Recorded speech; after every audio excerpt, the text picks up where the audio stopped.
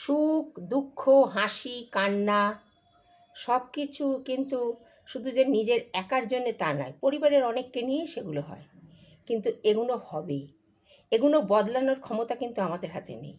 যদি আমাদের এই জিনিসগুলোকে বদলানোর ক্ষমতা থাকতো, তাহলে থোড়ি আমরা এত কষ্ট পেতাম। এটা কোনো অ্যাপ নয় যে ভালো একটা অ্যাপ নিয়ে কাজ করি, ওই দুঃখের অ্যাপটাকে বাদ দিয়ে একটা খুশির অ্যাপ ইনস্টল করে নিই। এটা ঈশ্বর, স্বয়ং ঈশ্বর দেন। ঈশ্বর আমাদের যেমন করে বাজাবেন আমরা ঠিক সেরমভাবেই বাজবো।